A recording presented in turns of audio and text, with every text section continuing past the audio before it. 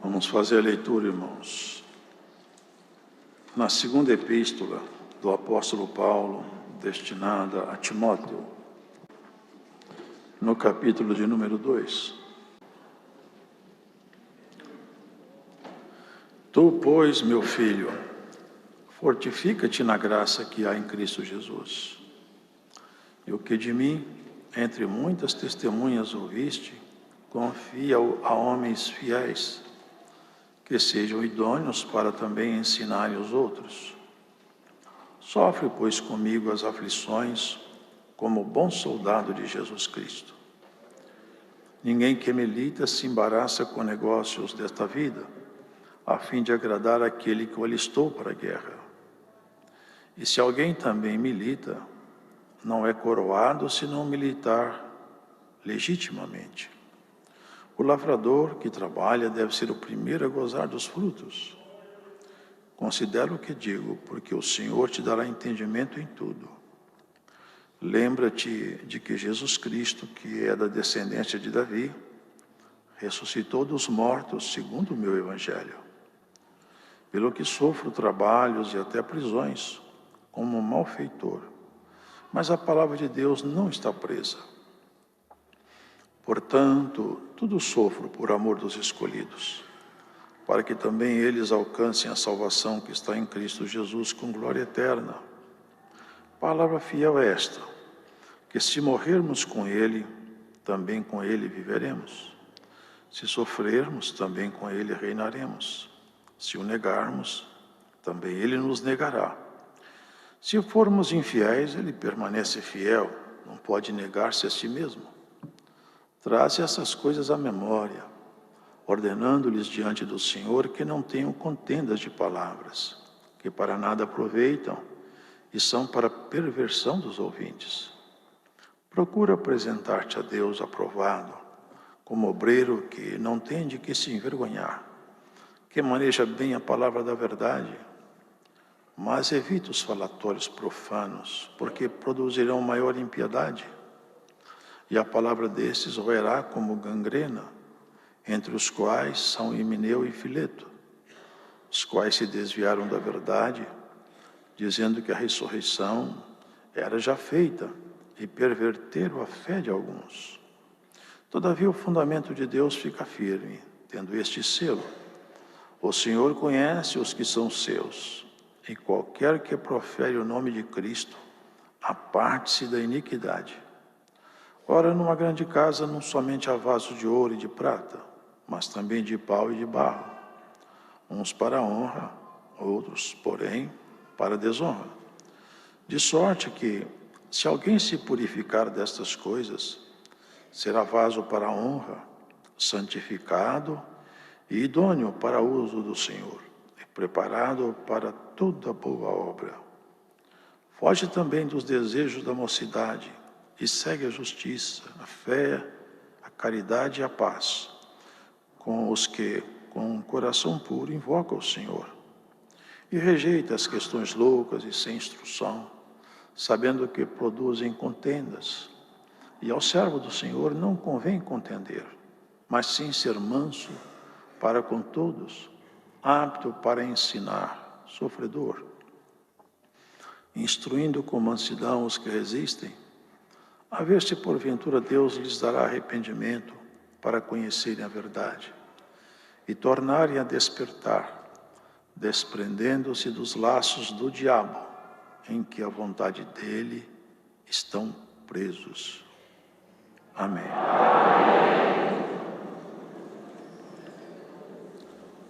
Nessa altura dessa carta, creio que no ano de 60 e pouco, servo de Deus, já havia passado por prisão em Roma e agora, novamente, no calabouço. E aqui, irmãos, já estava finalizando a carreira de Paulo, uma carreira brilhante. Ele que prendia, ele que matava, aprisionava, algemava, ele foi preso e algemado pelo Senhor, daquele povo que ele perseguia.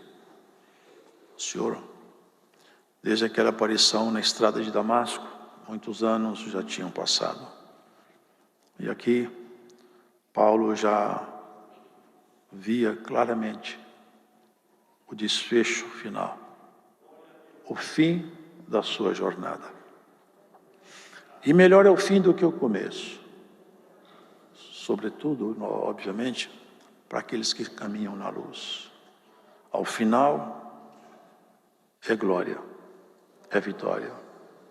Ainda que o processo que Paulo foi submetido foi bastante cruel. E aqui num capítulo, talvez aqui no 4 ou no 5, não me lembro. Exatamente. Ele fala assim: porque eu já estou sendo oferecido por aspersão de sacrifício, e o tempo da minha partida está próximo. A aspersão se fazia com vinho em volta do altar. Era uma forma de se fazer a oferta a Deus. E Paulo fala que ele está sendo oferecido por aspersão. Vocês entendem isso? Ele está dizendo o seguinte: agora eu vou ser oferecido jorrando o meu sangue. Vou fazer uma libação. É isso que me espera. E olha o que ele fala. E ele sabia disso, ele estava muito bem acertado. Sabe qual que é a fala dele?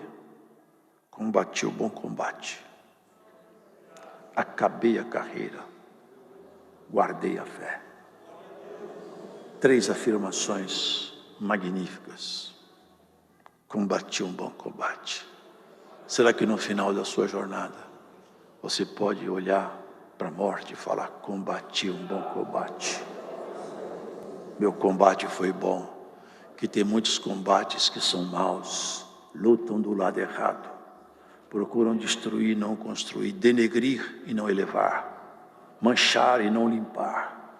Bem-aventurada é a boca cujas palavras são de fé, são para edificação, de construção. Há bocas que parecem um sepulcro, mas há bocas que parecem a própria voz do Eterno. Bem-aventurados são aqueles cujas palavras edificam os ouvintes, cujas palavras servem de edificação, que constrói valores e não destrói. Combati um bom combate. Que coisa maravilhosa. O homem encarcerado, aguardando o momento de ser executado, a serenidade de um combatente. Acabei a carreira. Agora já não tenho mais nenhum sonhos novos. Os sonhos de Paulo eram todos dentro da igreja, da obra. Agora também eu não tenho mais. Guardei a fé. O inimigo tentou tomar a fé dele, mas nunca conseguiu. Ele guardou a fé. Desde agora a coroa da justiça me está guardada, a qual o justo juiz me dará. E não somente a mim, mas todos que o amarem na sua vida. Então, quando ele estava escrevendo para Timóteo, era uma despedida. Mas ele não queria despedir lamentando a sua sorte. Ele queria despedir instruindo o seu discípulo amado. Eu vou embora, eu já vou ser assassinado. Em Roma, que sempre assassinou os homens de Deus. Agora, eu preciso de continuar. E eu vou continuar em você, Timóteo. Você é meu sucessor. É isso que ele está fazendo. Quem tem cuidado com a obra de Deus, sempre deixa sucessores. E era o que ele fez. Você, Timóteo, é minha esperança agora. Já que meu tempo está próximo, eu quero que você fique firme na graça, Timóteo. Fortifica-te na graça, que não está em lugar nenhuma denominação religiosa, que está em Cristo Jesus. É nele que a graça abunda, é nele que a graça existe. Fortifica-te, saiba isso, em tudo Cristo me ajudou e vai te ajudar também. mesmo nos momentos mais difíceis, onde não havia saída. Ele fala que na Ásia, uma ocasião, eu sofri tanto que até da vida eu desesperei, já não tinha mais esperança de nada, mas o Senhor chegou com um socorro inesperado. E sempre o Senhor chega. Irmão, sempre o Senhor chega na nossa vida. Não é bom a gente pensar isso? Haja o que houver, Deus vai chegar. É maravilhoso. Fortifica nessa graça. E você aprendeu muita coisa comigo, ô Timóteo. Agora, confessa perante o povo que você aprendeu. Confia a homens e fiéis que sejam idôneos, que possam ensinar outros. Será que nós temos essa preocupação de falar da graça, de falar da salvação, da justiça divina? Isso é amor. Isso é amor. Dividir o bem, dividir o pão eterno. É isso que ele está falando. Sofre comigo porque eu tive muita aflição, muita perseguição. E você, Timóteo, prepare-se para sofrer também. E quem quer andar com Cristo tem que aprender a sofrer e desprezar as afrontas. Desprezar as afrontas só é possível para aquele cujo coração foi formado e talhado por Cristo. Porque nós somos tão aviltados, tão apedrejados, irmãos, nós temos que aprender a desprezar as afrontas, porque as bocas que querem desconstruir e atacar, elas não falam segundo o Espírito de Deus. O Espírito de Deus constrói, edifica, pacifica, ele faz com que a paz reine, não faz divisão. É isso. Sofre comigo as aflições. E não falou como um bom general, nem como bom soldado. Se pôs lá no nível mais baixo. Ele não falou que era nem capitão, nem tenente, nem sargento. Falou, eu sou soldado e você é soldado também, Timóteo. O soldado não questiona a estratégia militar do general. Não. Ele apenas cumpre as ordens, defenda a linha A. Você está no fronte da guerra? Não sai daí. Que está pipocando bomba, não foge, faz resistência. O soldado não vai lá no quartel falar com o general, eu não estou concordando com sua estratégia. A função dele é defender onde ele foi colocado no seu posto. É isso que ele fez, ele se abaixou, embora que ele conhecesse a estratégia de guerra, que ele foi levado lá no alto, mas você colocou cá embaixo, nós dois somos soldados, não vamos discutir nada, vamos sofrer as aflições, irmão, sofra as aflições de um cristão. O Senhor nunca prometeu que ia ser fácil, mas Ele prometeu que ia dar vitória. Ele não prometeu que você não ia sofrer, Ele nunca te prometeu que você não ia chorar. Ele falou, não cuideis que eu vos chamei para a paz, eu vos chamei para a guerra. É uma guerra, viver uma guerra. Já nascemos chorando, vamos embora, todo mundo fica chorando. Isso aqui, irmãos, é tão sério que ninguém sai daqui vivo.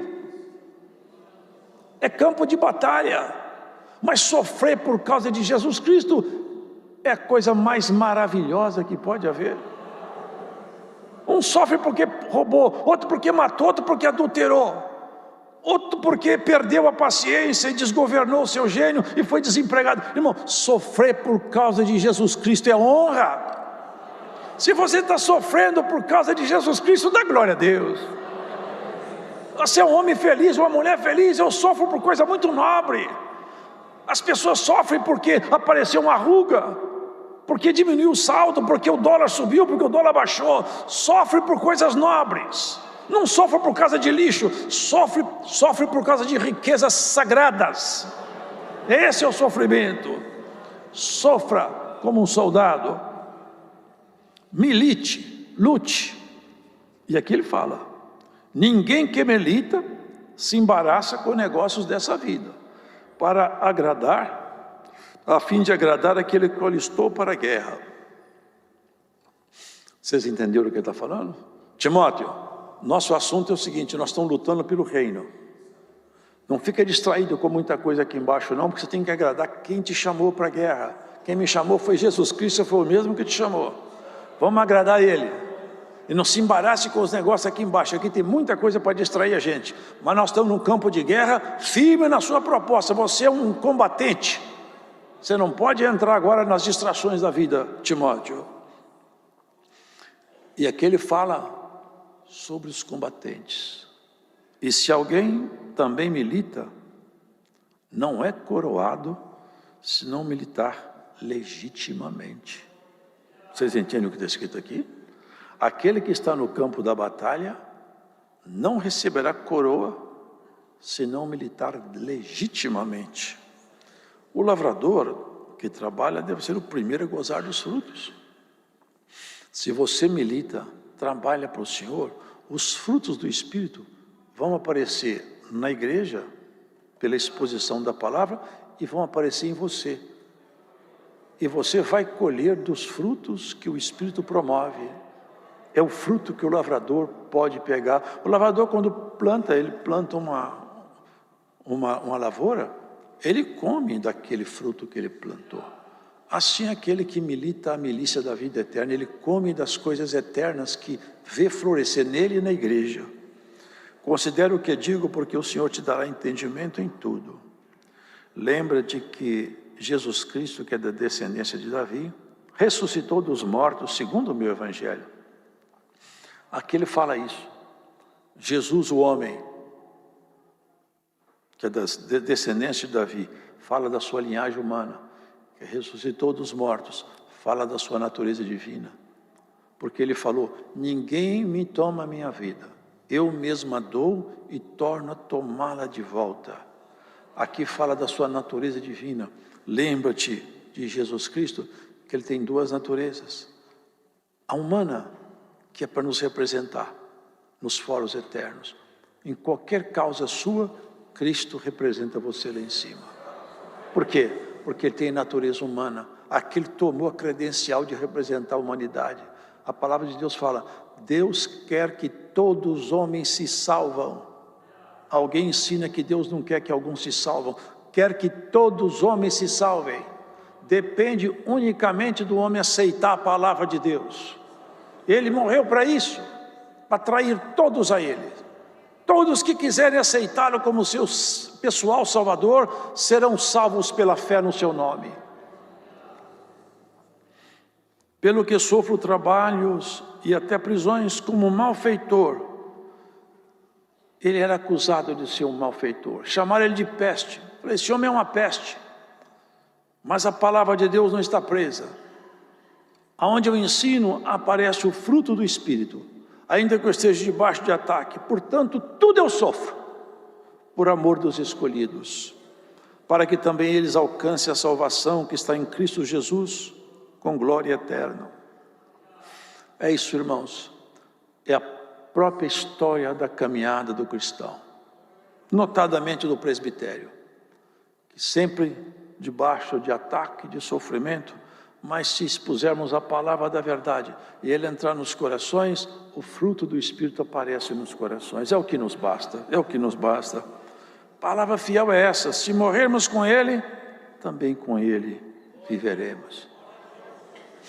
Lá na frente ele fala, já estou me despedindo. O tempo da minha partida está próximo.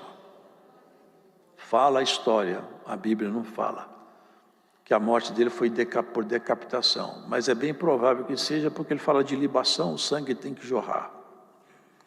Se com ele morremos, com ele também viveremos. Se sofrermos, também com ele reinaremos. Se o negarmos, também ele nos negará. Você percebe aqui? O crente, ele tem que permanecer fiel na fé até o fim. Se ele negar o Senhor, não sou eu que falo. Tem gente que não gosta de ouvir essas pregações. Não sou eu, está aqui, ó. Se o negarmos, ele nos negará. Não dá para arriscar essa palavra aqui. O homem e a mulher de Deus têm que guardar fidelidade na fé até o fim da sua jornada. Se a pessoa negar Cristo, Cristo o negará. Se ele for negado, como ele entra no céu? Como alguém negado por Cristo bate na porta do eterno? Irmãos, o texto bíblico nos informa. Se formos infiéis, ele permanece fiel. Ele não pode negar a si mesmo. Como que vai colocar alguém infiel no céu? Se lá é lugar puro e santo. Aqui é lugar do povo se santificar. Só temos esse espaço aqui para santificar-nos. E só podemos nos santificar pela palavra de Deus. Traz estas coisas à memória, ordenando-lhes diante do Senhor que não tenham contendas de palavras, que para nada aproveitam e são para perversão dos ouvintes. Porque ele já enfrentava também, irmãos, várias contradições à doutrina que ele expunha. E muitos irmãos gostavam de fazer debates, genealogias, histórias e até fábulas. Ele falava, esses debates são inócuos, não levam ninguém a nada. Procura apresentar-te a Deus aprovado, como obreiro que não tem de que se envergonhar, que maneja bem a palavra da verdade. Mas evita os falatórios profanos, porque produzirão maior impiedade.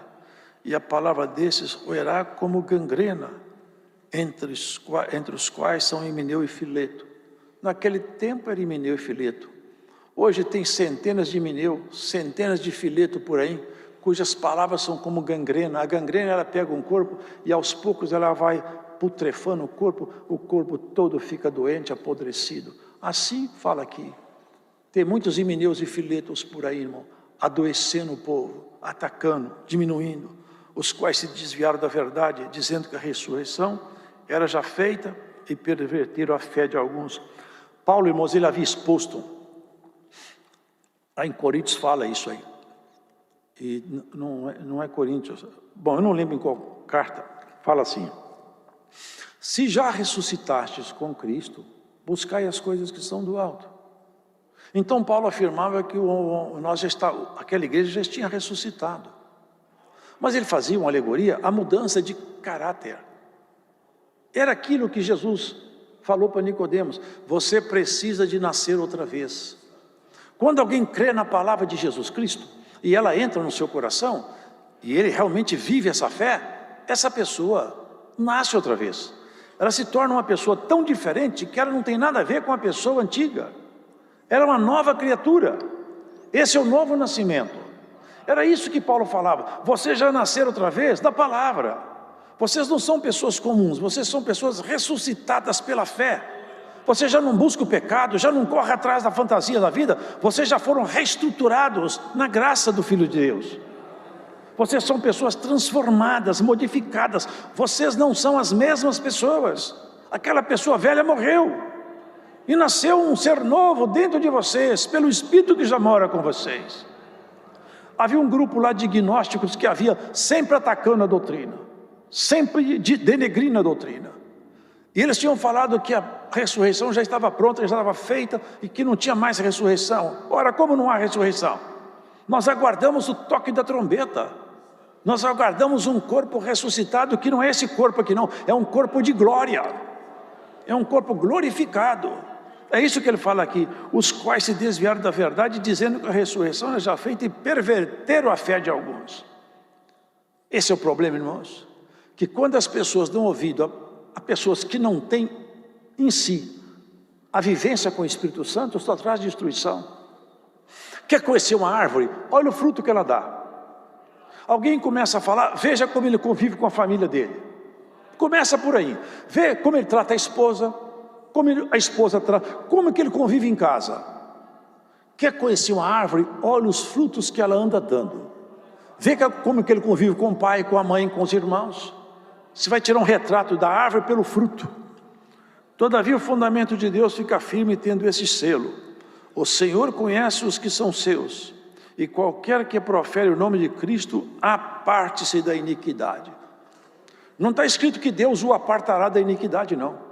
Aparte-se é função sua e minha. Você conhece Cristo, crê nele, afaste-se da iniquidade. É seu dever afastar da iniquidade. Cristo não vai te afastar não, é você quem vai se afastar. É obra sua. Ora, numa grande casa não somente há vasos de ouro e de prata, mas também de pau e de barro, uns para a honra e outros para a desonra. Vocês entendem isso aqui? Essa grande casa é a Igreja Universal. É uma grande casa. E na grande casa tem vaso de honra. Tem irmãos na igreja que são santos, tem irmãs que são santas. Mas tem irmãos que não são santos. Tem irmãs que não são santas. são vasos contaminados, sujos. Agora olha o que ele fala aqui. Os vasos que são sujos, ele fala que são vasos para desonra. E os vasos limpos são vasos para honra. Cada um de nós, olha o que está dentro do seu coração e você mesmo faça uma avaliação se você é vaso de honra ou vaso de desonra. Pelo que está no seu coração, você pode fazer essa avaliação. Mas o que me chama a atenção é isso aqui. De sorte que, se alguém se purificar dessas coisas, de quê? Da iniquidade. Se você se purificar da iniquidade, você será vaso de honra. Você vê que Deus não fez um vaso para ser de desonra. Deus não fabricou vaso de desonra com essa finalidade. Deus fez homens e os tornou livres. Ser de honra ou ser de desonra é escolha sua, é escolha minha. Se você quiser ser vaso de honra, livre-se da iniquidade. Você vai ser vaso de honra. O Espírito Santo vai habitar em você. A glória de Deus vai te visitar. Você vai conhecer os segredos de Deus e vai vivenciar a plenitude da graça. Glórias ao Senhor. Se você deixar as coisas iníquas entrar em seu coração, você será um vaso de desonra. O vaso pelo qual vem toda a sujeira na igreja. Hoje o Senhor quer que você seja vaso de honra. Que a virtude do Todo-Poderoso encontre caminho dentro do seu coração. Que a palavra do Senhor não encontre resistência nos teus ouvidos, nem seja bloqueada no seu coração. Mas que você abra o seu coração e fale: Senhor, eu quero ser um vaso de honra. Me ajude a sair da minha vida iníqua. Glórias a Jesus. Aonde quer que você esteja, aonde quer que você ande escutando essa palavra, ó vaso que tem iniquidade em ti, recebe o conselho dessa palavra e limpa-te diante do Senhor antes do grande dia. Glórias a Jesus. Muitos pensam que Deus é que faz isso sozinho. Se Deus quisesse fazer isso, Ele fazia porque Ele é Deus, mas Ele não quer. Nós somos co-participantes de nossa limpeza. A competência para nos perdoar, nós não tínhamos. Cristo fez isso por nós, perdoou, nos tirou da morte e nos trouxe a vida. Agora Ele falou: combate um bom combate. Foge da iniquidade, foge do pecado. Ninguém que anda com Cristo pode andar com pecado. Mente. Ninguém que anda com Jesus Cristo anda em pecado. Ninguém pode servir a Deus e ao mundo. Ou serve a Deus ou serve ao mundo. Qual o lugar que você quer andar, com Deus ou com o mundo? Não se deixe enganar. Se você viver o pecado, você é vaso de desonra e não verá a face do Senhor. Mas se você aceitar a palavra da verdade, você vai ser vaso de honra, vai ver o Senhor naquele grande dia, mas vai ver a glória dele aqui embaixo em você. Porque nós experimentamos a virtude da graça, o poder, a manifestação dos dons que muitos já não acreditam. O Senhor Deus faz aparecer no meio do povo os frutos do Espírito. Glórias ao Senhor. Irmãos, até nesses cultos online, muitas vezes eu já escutei irmão falar: irmão, eu estava na minha casa assistindo o culto, o Senhor me deu o dom de língua sentado na poltrona.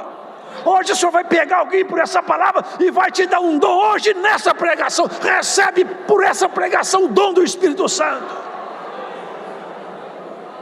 Eu sinto a virtude do Senhor aqui, irmão. É tempo de Deus despertar a igreja dele, acordar quem está dormindo. Nós estamos sendo embalados aqui num sono, irmão. Se o mundo está te embalando num sono, perdoa falar, mas quem te embala é o inimigo. Não, Cristo fala: vai para a guerra. Ó soldado, vai para o campo de batalha. Glórias a Jesus Cristo. Se você está muito confortável, se está tudo muito certo, alguma coisa está errada. Crente tem que sentir a aflição da vida, tem que ser perseguido pelo inimigo, tem que perceber que esse mundo não é seu lugar, você não é daqui.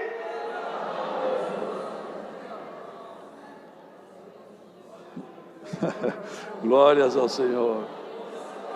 Oh irmão, oh irmã, hoje o Senhor vai te acordar nesse culto aqui do Brás.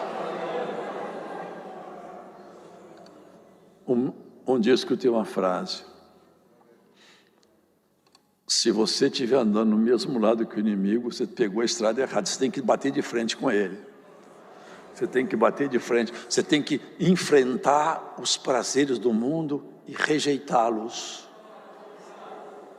Porque pode ter certeza de uma coisa: até nossas palavras faladas escondidas, elas serão publicadas no telhado. Nenhum mau intento ficará oculto, nenhum ardil ficará desavisado nos céus. Foge também dos desejos da mocidade, que Timóteo, Paulo tinha ele como um filho, que ele era um moço novo. Foge porque o moço tem muitas atrações do mundo, perigosas. Ele falava: Timóteo, foge dos desejos da mocidade, segue a justiça, a fé e a caridade e a paz, com os que com coração puro invocam o Senhor, e rejeita as questões loucas e sem instruções, sabendo que produzem contendas. E ao servo do Senhor não convém contender, mas sim ser manso. Veja como que o servo de Deus é manso, não destrói ninguém, não mancha a reputação de ninguém. É assim que é o homem de Deus. Agora olha que interessante, irmãos, esses dois últimos parágrafos. Instruindo com mansidão os que resistem, a ver se porventura Deus lhes dará arrependimento para conhecer a verdade e tornarem a despertar, desprendendo-se dos laços do diabo em que a vontade dele estão presos. Vocês percebem que aqui na Escritura fala que as pessoas estão presas dentro do laço do diabo, estão presas dentro da vontade dele. Ele falou para o Senhor: tudo isso aqui é meu, eu dou a quem eu quero. O ser humano, ele fala da liberdade até em canção. Hoje se vê um discurso como o senhor deu na oração, onde o certo ficou errado, o errado ficou certo. Mas liberdade, sabe o que é liberdade? Vocês conhecem a palavra liberdade? Liberdade só existe uma, é a liberdade do Espírito de Deus. Quem não está com Deus é prisioneiro do pecado. Ninguém é livre nesse mundo, desde o mais alto cientista ao mais humilde dos serviçais. Aqui ninguém é livre. Se o Filho vier e vos libertar, vós verdadeiramente sereis livres. E se somos livres do pecado, acontece conosco um paradoxo. Quando nós somos livres do pecado, Cristo vem e nos faz prisioneiro dele, prisioneiro da própria liberdade. E é a melhor prisão que existe. Aqui só tem dois senhores: ou serve a Cristo, ou serve a Mamon. Ou anda na luz, ou anda na treva. Ou é vaso de honra, ou é vaso de desonra. Ou tem glória de Deus no seu coração, ou tem iniquidade. Nunca o vaso está vazio. Nunca leram? Os espíritos andam nesse mundo aí, gemendo, rangendo os dentes, buscando um lugar para ficar escondido. O corpo humano é templo. Ele precisa de um corpo humano. Quando encontra espaço, ele entra dentro do corpo humano. Mas se lá dentro tem um Espírito Santo, como que ele entra? É impossível. Ele fala: não tem como entrar aí. Essa luz resplandece tão forte que eu fico cego. A ave noturna não gosta de luz. Glórias ao Senhor. Homem e mulher de Deus, lembra isso. Você precisa de ser vaso de honra. E depende unicamente de você. Se você quer carregar o perfume do eterno ou o mau cheiro do inferno, é você que escolhe. Você é único, a única que pode fazer essa escolha. Sua mãe não escolhe por você, seu pai não faz essa escolha por você, seu filho não toma decisão por você, seu sócio não entra nisso. Aqui é exclusivamente pessoal. Por isso que a justiça de Deus é essa: pai não paga pecado do filho, filho não paga pecado do pai. Não tem genética no mundo espiritual. Genética é ordem biológica. Espiritualmente não tem genética. Tem muito bandido cujo filho é santo. Tem rei que era um verdadeiro maligno, filho de Belial. Alguns nasceram e foram reis puros. Não existe genética no espírito. Não importa a sua família, quem foi sua família, quem é seu pai, quem é sua mãe, nem a sua história pregressa. O que importa é o que você quer ser daqui para frente. Se Deus fosse olhar passado, não entrava ninguém no céu. Nem Paulo era pregador porque ele perseguiu a igreja. Deus não está olhando o passado. E hoje o Senhor vai zerar seu passado por essa palavra e vai começar uma história nova contigo, ó vaso que vai ser purificado. Glórias ao Senhor. Essa palavra vai fazer você mesmo. Agora, a partir dessa palavra, você vai fazer esse trabalho. Eu vou tirar a iniquidade de dentro de mim. Eu vou ser vaso de honra. Eu vou melhorar. Eu não posso chegar como chegou Paulo. Paulo falou: combati o bom combate, guardei a fé, venci a carreira. Para mim não tem coisa mais bonita. Para mim isso é um hino. Dá para cantar um hino com isso aí. Deitar e pensar: combati o bom combate, guardei a fé, venci a carreira. Ah, irmãos, essa é a graça do Senhor Jesus, que veio transformar a gente. Não veio te prometer emprego, nem um bom casamento, nem porque você vai ficar bonito, que você vai ficar cada vez mais feia, porque a idade só faz a gente ficar feia. Essa é a verdade. Vai ficar bonita por dentro. É que Paulo fala. Ele falava assim: eu olhando assim, eu vejo que em mim um homem se corrompe. Eu vejo que eu estou ficando cada vez mais acabado. Mas por outro lado, quando olho para dentro de mim, eu vejo um homem renovado, no poder e na graça. Irmão, fortifica-te na graça que há em Cristo Jesus. Você vai ficar bonito, cada vez mais. No espelho da palavra, vai refletir a sua semelhança com Jesus, o seu bendito Rei. Deus seja louvado. Agradecemos, Señor, porque un día Jesucristo apareció en nuestro camino y nos hizo parte de la iglesia de Él. Creemos, tú estás con nosotros. Gracias, Señor, porque nos mandaste esta gloriosa palabra. Somos soldados de Jesucristo, somos Teofilio, Señor. Queremos ser vasos de honra en tu gracia. En esta hora, Señor, límpianos a vida para andar en rectitud en medio de este mundo y ser luz en medio de él, Señor. Nadie, dijo Jesucristo, puede servir a dos señores. Y hoy día manifestamos en esta comunión. Queremos servirte a ti, Señor. Queremos amarte a ti, Señor. Queremos, Dios nuestro, confesar que tú eres nuestro Dios verdadero. Aleluya, agradecemos por esta boa comunión. Presentamos nuevamente a nuestro hermano Salvador. Lémbrate de él también, Señor. Y acuérdate de nuestro hermano Claudio también, donde él quiera que esté. Te agradecemos por todo. En el nombre de Jesucristo, Teofilio, bendito eternamente.